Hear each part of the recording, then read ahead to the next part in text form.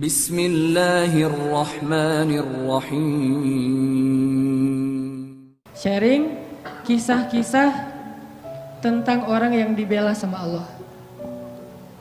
Kisah-kisah orang yang dibela sama Allah. Pernah gak dibela sama Allah? Pernah gak dibela sama mantan? Pas lagi reunian jalan nih, ketemuan sama teman-teman, ada dia di situ. Terus ada yang iseng sama kita atau ada yang baper sama kita, dia belain. Lu nggak usah gitu, dia nggak seburuk yang lo sangka. Pernah nggak dibela sama seseorang yang kita pernah sayang? Yang ada di tikung ya.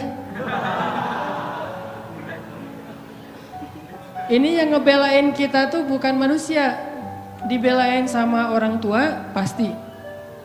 Dibelain sama guru kadang.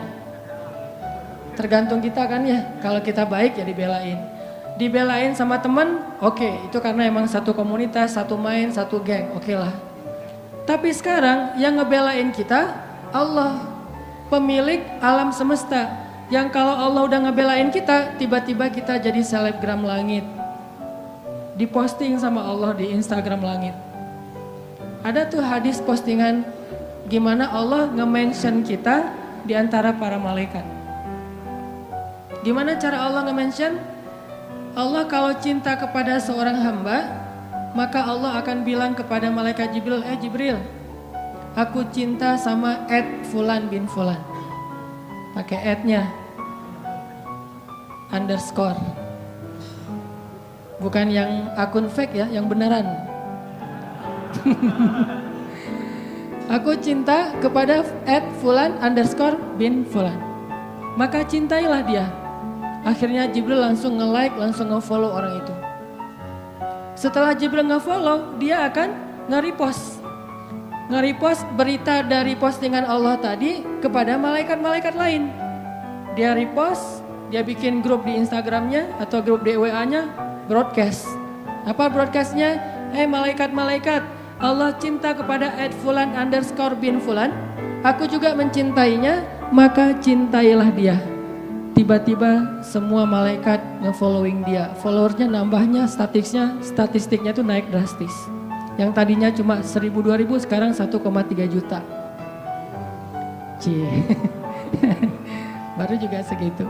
Di follow sama para malaikat. Kalau yang nge-follownya manusia, biasa. Yang luar biasa, yang follow itu adalah istri.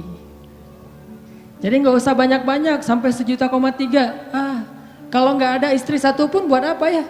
Mending follower 1 istri. Instagram sepi, nggak ada postingan. Karena postingan semua rahasia. Ya. Kalau ada postingan yang masih bisa dipublish, berarti statusnya masih sendiri. Begitu berdua, semuanya di lock, nggak bisa masuk lagi karena sudah harus disensor. Nggak ngerti ya? Nikah dulu. Malaikat nge-following dia tuh, tiba-tiba jadi selebgram langit. Udah gitu malaikat juga semuanya pada nge-repost, masing-masing nge-repost kepada siapa? Kepada makhluk yang berada dalam tanggungan atau kerjaan malaikat. Malaikat di laut akan bilang kepada semua ikan, sesungguhnya Allah mencintai Fulan underscore bin Fulan. Jibril juga mencintainya, malaikat juga mencintainya, maka cintailah dia. Sehingga tiba-tiba seluruh hamba Allah Subhanahu wa ta'ala kecuali jin ataupun syaitan, semuanya akan nge-follow dia dan mendoakan dia dengan doa-doa yang baik. Bahasa sosmednya semuanya bakalan nge-like. Ini orang yang dibela sama Allah. Nah, pengen gak teman-teman jadi orang yang dibela sama Allah? Dibela sama teman kan kita merasa bahagia banget ya. Oh ternyata dia bela gua gitu. Gimana yang ngebelanya? Allah. Ketika kita punya masalah sama seseorang, Allah yang akan ngedukung kita. Kata Allah, aku sama dia deh, gak sama kamu. Kita datang ke calon mertua. Kita bilang, Pak, Assalamualaikum, Waalaikumsalam. Saya pengen menyampaikan niat baik. Oh ya, ada apa dek? Saya pengen menyempurnakan agama. Gimana? Saya pengen nikah. Oh bagus itu dek. Dengan anak bapak. Nah itu kurang bagus dek.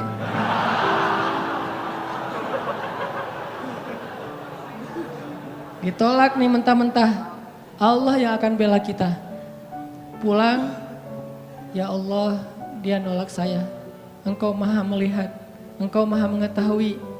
Bolak-balikanlah hatinya. Malam mimpi mau jatuh ke dalam jurang, tiba-tiba ada tangan yang narik dia pas ngelihat wajah kita. Saya lagi senyum gitu. Masya Allah, berarti dia yang menyelamatkan saya nanti di akhirat. Pagi-pagi kepoin, mana nih anak yang kemarin datang, cari. Akhirnya calon mertua sendiri yang datang ngelamar kita, bayangin. Pernah nggak ngalamin kayak gitu? Sama, saya juga belum. Bisa nggak kayak gitu tuh? Ternyata ada orang yang kayak gitu. Allah yang menikahkan dia, bukan mertuanya. Dan mertuanya masih bingung, tapi Allah sudah mantap. Siapa yang kayak gitu? Ali dengan Fatimah. Sebelum Nabi menikahkan Ali dengan Fatimah, Allah sudah menikahkan Ali dengan Fatimah di langit. Itu kata Nabi. Wahai Ali, berbahagialah sebelum aku nikahkan engkau, sesungguhnya Allah sudah menikahkan kamu dan Fatimah di langit. Jadi walaupun calon mertua masih bilang enggak, Allah udah bilang iya. Akhirnya enggak ada yang bisa bilang mengatakan tidak. Kun fayakun. Apa yang Allah kehendaki pasti akan terjadi. Enggak mungkin meleset. Kalau kita baca cerita gimana Ali sama Fatimah, nih sharing cerita pertama. Ali itu sebetulnya ada hati sama Fatimah. Udah lama nih dikecengin nih Fatimah. Dari sejak kecil udah bareng kan, main bareng, petak umpet bareng, pokoknya masak-masakan bareng. Kalau anak kecil zaman dulu kan main jadi suami istri, bapak ibu gitu ya, naik motor-motoran berdua, padahal adik kakak atau sepupuan. Fatimah sama Ali itu sepupuan, dari kecil juga Ali udah ngecengin Fatimah. Cuman kan Ali orang yang terhormat. Setelah dia balik, Fatimah udah balik, udah nggak mau lagi ngeliat-liat. Kalau waktu kecil biasalah anak kecil juga main, Fatimah, Ali gitu. Akhirnya pas udah usia remaja, Ali mulai makin yakin, makin tertarik sama Fatimah. Cuman gak pede. Siapalah saya, kata Ali. Cuman anak orang miskin yang numpang tinggal di rumah Fatimah. Kan Ali dari kecil tinggalnya di rumah Fatimah, di rumah Khadijah.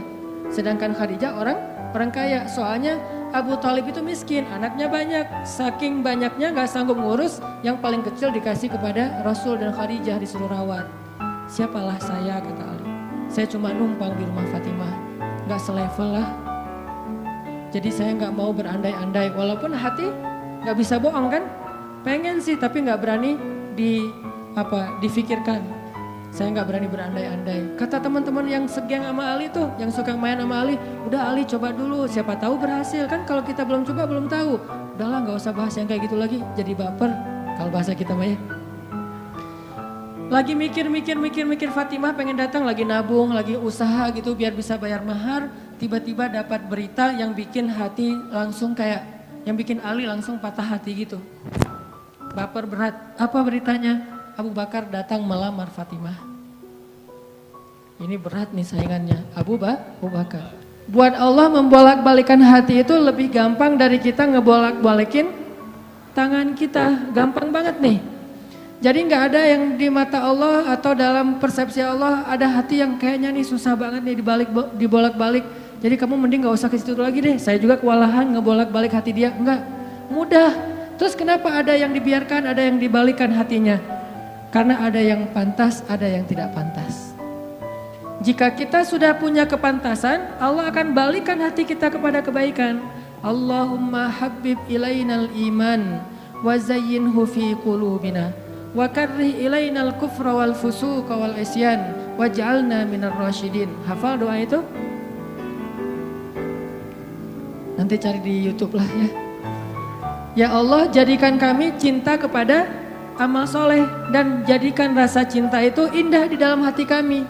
Jadikan kami benci kepada dosa dan jadikan kami termasuk orang-orang yang mendapat petunjuk. Allah bolak-balikan. Gitu juga dengan hati calon mertua. Gimana pun dia ngeblok, nggak boleh masuk lah, gerbangnya digembok segala macam. Cuma gerbang. Mau 1000 lapis gerbang, kalau hatinya dibalikin, hilang semuanya tuh. Gampang banget kan? Buktinya malam ini nih. Allah membolak-balikan hati kita. Yang tadinya punya macam-macam rencana pada malam minggu, akhirnya Allah balikan hatinya, udah ke Masjid Agung aja deh.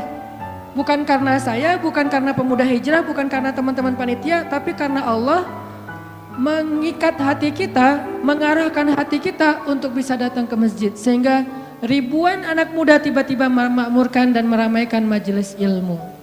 Kalau di ribuan orang aja bisa Allah bolak-balikan hatinya, apalagi cuma satu orang. Ya, ada berapa ribu sekarang? 15.000? Lebih nih Masjid Agung ini daya tampungnya berapa? 10.000 ya? Sampai keluar.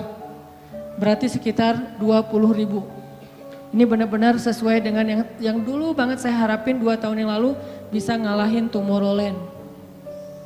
Minimal DWP lah ya. Bisa ngalahin DWP atau kalau bisa Tomorrowland. Saya pernah kemarin tuh acara taklim di Pekanbaru, Anur, yang datang sekitar 25.000 anak muda di depan masjid penuh.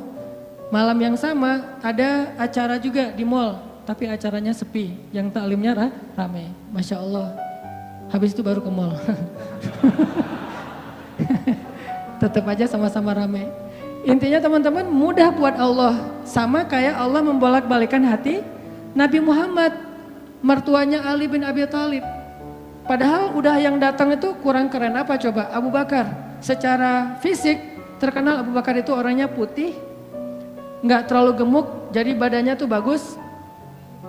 Terus orangnya dermawan, akhlaknya paling mulia dan nggak pernah syirik sejak zaman jahiliyah.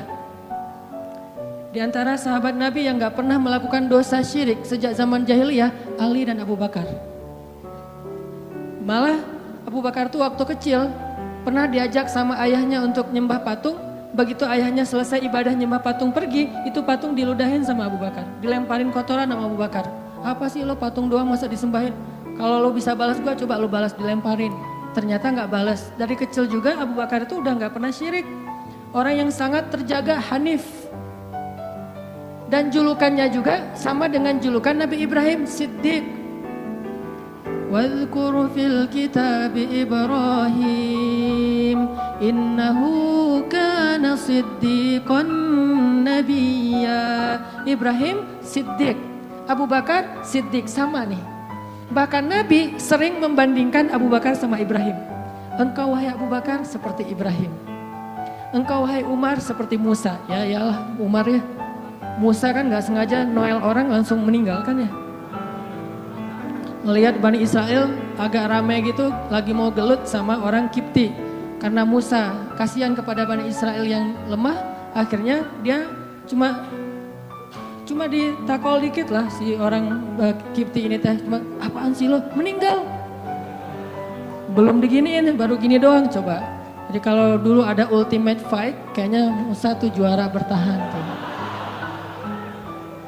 Nah kalau di zaman Nabi, orang kayak Musa, Umar. Jawara Quraisy. Kalau ada yang macam-macam sama Umar, lo berani sama gua. Nih lo lihat nih. Nggak ada yang berani sama Umar. Kalau lo pengen istri lo jadi janda, anak lo jadi yatim, lo tunggu gua di belakang gedung itu. Gedung, bukit. Nggak ada gedung dulu teh. Nggak ada yang berani nungguin Umar. Lancar aja tuh hijrahnya. Artinya Abu Bakar tuh sering dibandingkan kayak Ibrahim. Terus dengan Nabi akrab banget tuh Abu Bakar. Jadi kayak soulmate-an berdua tuh. Belum dapat risalah Islam juga, Nabi itu kalau jalan sama Abu Bakar jalan yuk kemana? Ngopi, kalau bahasa kita teh. Ngopi sama Abu Bakar berdua. Dari zaman sebelum Islam juga Nabi itu dalam tanda petik udah sering ngopinya sama Abu Bakar. Coba enak gak nolak teman ngopi kita? Agak susah kan, dia ngajak kemana, gak enak kan nolaknya, ya udah gua datang gitu. Ali ngerasa, wah nih yang datang nih saingan berat nih. Pernah bersaing dengan orang kayak gini? Pernah, cuman sering kalah. Gak ada saingan juga masih ditolak ya, apalagi ada saingan. Nah itu mah saya banget, bukan teman-teman. Udah biasa ditolak, pada akhirnya diterima juga. Karena saya gak mau menyerah. Datang Abu Bakar, mau ngelamar Fatimah. Ali pas tahu berita itu, ya udahlah berarti pupus harapan. Hashtagnya berhenti aja. Udah gak bisa ngapa-ngapain. Tidak lama kemudian setelah Abu Bakar lama di rumah Nabi terus pulang, Ali merhatiin wajah Abu Bakar, nih wajah diterima atau wajah ditolak nih. Ternyata dapat kabar Abu Bakar ditolak sama Nabi. Yes, kata Ali. Abu Bakar ditolak sama Nabi. Cuman sisi lain, Ali makin gak pede. Kalau Abu Bakar aja ditolak, siapa saya? Bahkan lebih ditolak lagi. Jangan-jangan belum sampai di pintu juga, udah Ali pulang aja deh. Abu Bakar aja ditolak. Yang kurang apa coba? Akhlak luar biasa, agama terbaik, bahkan umat Islam paling baik imannya tuh dan amal solehnya Abu Bakar. Gak ada tandingan lah. Mau ngelihat surganya di akhirat. Orang kaya di dunia dan kaya di akhirat tuh Abu Bakar tuh. Ada orang yang di dunia miskin, di akhirat kaya. Di akhirat miskin, di dunia kaya. Kalau Abu Bakar, dunia akhirat kaya. Surganya Abu Bakar tuh dikelilingin sama Jibril. Jadi Jibril lagi pengen ngukur surganya Abu Bakar. Terbang setahun. Udah setahun terbang itu baru di pinggirnya surga Abu Bakar. Belum sampai ke tengah. Padahal Jibril itu kecepatannya lebih tinggi daripada kecepatan cahaya. Bayangin, udah setahun perjalanan cahaya baru di pinggir surganya Abu Bakar. Belum juga masuk, belum sampai ke alun-alunnya surga Abu Bakar. Baru juga perbatasan coba. Kurang apa Abu Bakar? Ditolak sama Nabi. Duh, makin gak pede, kata Ali. Cuma gak pakai bukan orang Sunda soalnya. Gak lama kemudian datang lagi. Cowok keren, jawara Mekah, Umar datang. Assalamualaikum. Suaranya agak-agak gitulah. Walaupun susah nirunya, cempreng soalnya. Assalamualaikum, waalaikumsalam kata Nabi datang. Pas diintip sama Ali, tanya-tanya ke teman-temannya, ada berita apa nih trending topik. Ternyata trending topik di Twitter, Umar melamar Fatimah. Wah rame lagi viral di mana-mana. Makin, aduh saingannya berat-berat gini gak ada yang di bawah saya gitu yang datang, biar saya agak-agak pede gitu. Ternyata Umar pulang juga ditolak lagi sama Nabi. Ali yes tapi tuh gimana ya kalau Umar aja ditolak, yang paling kuat bisa menjaga Fatimah banget kan. Kalau ada apa-apa Fatimah tenang aja ada gua. Naik motor berdua sama Umar gitu kan, kalau zaman kita mah ya. Sengaja gak bawa jas hujan. Kalau udah hujan buka baju kasih ke ceweknya, gak pakai baju memotoran. Cowok banget lah itu mah ya. Pulang-pulang sampai ke rumah minum antangin. Umar tuh jawarannya, Nabi kan pasti tenang banget ngasih anak ke orang kayak Umar.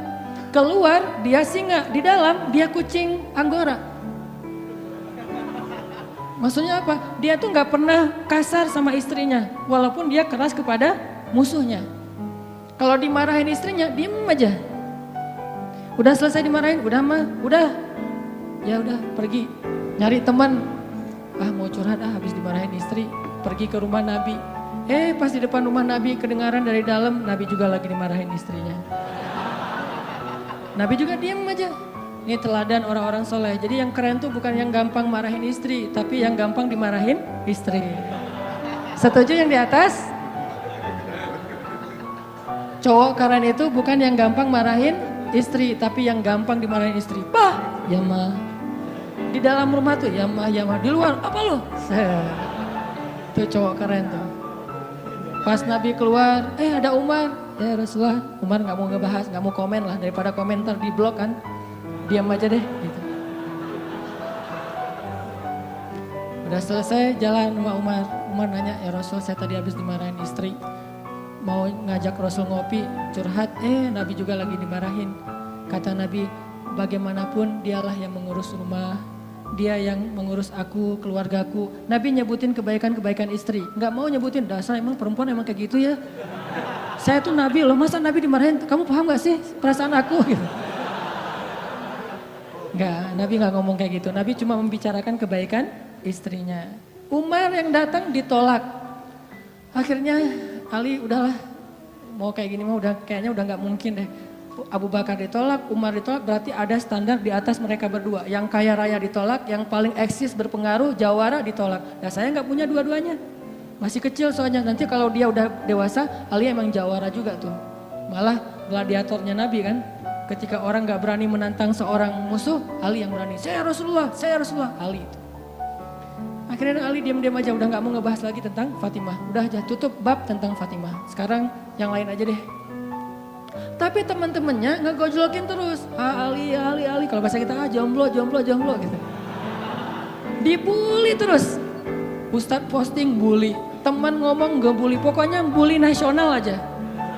Karena dibully-bully terus, akhirnya Ali memberanikan diri, ya udah datang deh bertamu. Pokoknya malam ini diterima, ditolak, walaupun kemungkinan besar ditolak, saya harus datang dulu nih sama Nabi. Beraniin diri, gak usah majang mikir, datang. Assalamualaikum, waalaikumsalam. Ali masuk gak? Nabi kan senang banget sama Ali ya, kesayangan Nabi banget lah pokoknya Ali tuh. Duduk, ada apa Ali? Enggak, cuma pengen silaturahim. Nggak ngomong apa-apa coba. Cuma pengen silaturahim. Nabi sehat, mau diambil air hangat. Wah pokoknya gitu-gitu aja. Ali ada apa? Nggak ada apa-apa ya Rasulullah. Cuma kangen aja pengen duduk sama Nabi. Kayak gitu aja terus. Lama-lama Nabi kan paham. Dan Allah yang kasih wahyu. Ali kamu gimana sama Fatimah? Langsung. Fatimah. Kebayang gak sih perasaan kita tuh sama orang yang kita kayak udah ngeklik banget, udah habis-habisan, pokoknya kalau gak dia saya mending gak usah nikah deh, gitu ya. Kalau gak dia mending saya jomblo aja seumur hidup. Kalau gak dia mending saya bunuh diri aja. Udah gitu bunuh dirinya gak mati lagi kesangkut di tiang listrik. Ali itu udah, hatinya tuh udah kena banget sama Fatimah dan itu karena Allah yang mengikat hati mereka berdua. Pas Nabi bilang gitu, Ali langsung curhat, ya Rasul, ya saya pengen, tapi saya nggak punya apa-apa.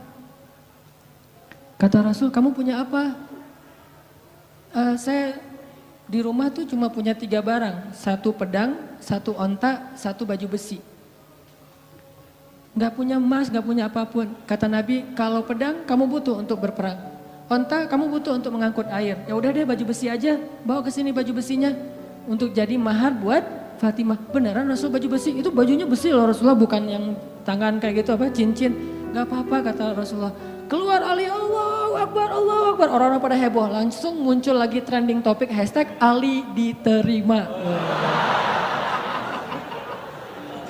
Coba, kata Nabi, wahai Ali, bergembiralah, berbahagialah. Sesungguhnya sebelum aku menerima kamu, Allah sudah menikahkan kamu dengan Fatimah di langit.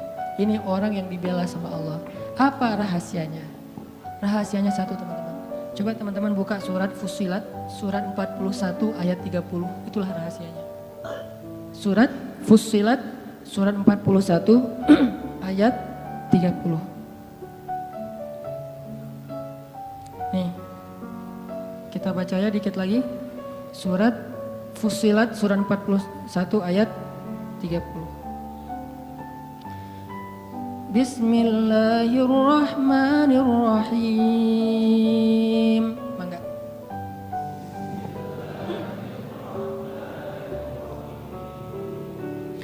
Innal ladzina qalu rabbuna Allahu tsumma istaqamu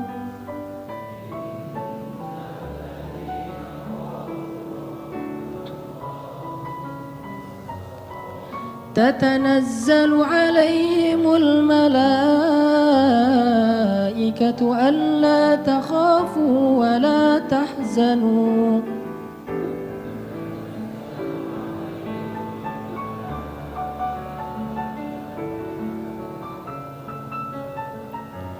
وأبشروا بالجنة التي كنتم توعدون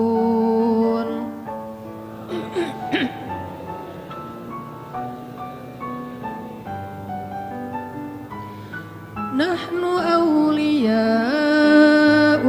في الحياة الدنيا وفي الآخرة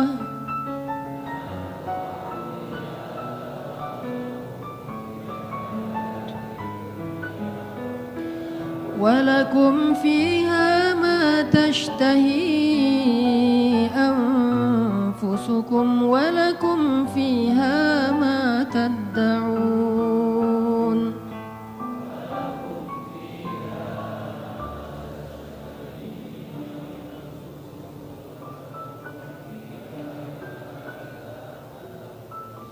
Sesungguhnya orang-orang yang berkata Rob kami adalah Allah, kemudian mereka berkomitmen istiqomah, maka turunlah kepada mereka malaikat-malaikat secara berbondong-bondong dan mengatakan janganlah kalian takut, janganlah kalian khawatir, bergembiralah dengan surga yang telah dipersiapkan untuk kalian semua. Kami adalah pelindung-pelindung bagi kalian dalam kehidupan dunia dan dalam kehidupan akhirat. Di sana, di dalam surga, ada hal-hal yang kalian sukai dan di sana juga ada apapun yang kalian minta. Ini rahasianya. Istiqomah. Arti istiqomah, 1 komitmen, 2 konsisten. Sehingga kata Allah, tatanazzalu alaihimul malaikah. Sebagaimana Jibril turun untuk ngebelain Hafsah. Tatanazzalu alaihimul malaikah. Sebagaimana Jibril turun membawa wahyu untuk Aisyah. 2 kali, 1 ayat tayamum, 2 ayat untuk membela fitnah terhadap Aisyah. Tatanazzalu alaihimul malaikah. Nahnu awliyaukum. Kami yang akan ngebelain kalian, yang akan ngelindungin kalian. Siapa kami? Allah Subhanahu wa taala yang kemudian menyuruh para malaikat untuk ikut serta membela dan melindungi orang-orang yang Allah bela. Siapa mereka? Orang yang istiqomah. Makanya terus aja on the track, jangan sampai kita melenceng. Kalau terlanjur melenceng langsung balik lagi. Melenceng langsung balik lagi, cara baliknya dengan taubat dan istighfar, hijrah. Kalau kita istiqomah, nanti suatu saat setelah istiqomah kita diakui oleh Allah, disahkan, Allah udah ridho, oh ternyata benar kamu istiqomah, maka Allah Subhanahu wa taala yang akan membela kita, bukan manusia. Allah sendiri yang bakalan membelain kita. Mudah-mudahan kisah-kisah tadi bisa jadi booster buat hati kita agar lebih istiqomah, lebih komitmen dengan agama Allah. Jangan kecewain Allah, maka Allah gak bakalan ngecewain kita. Jangan tinggalkan Allah, maka Allah gak bakalan ninggalin kita. Jangan cuekin Allah, maka Allah juga gak akan nyuekin kita. Aku tergantung prasangka hambaku kepadaku.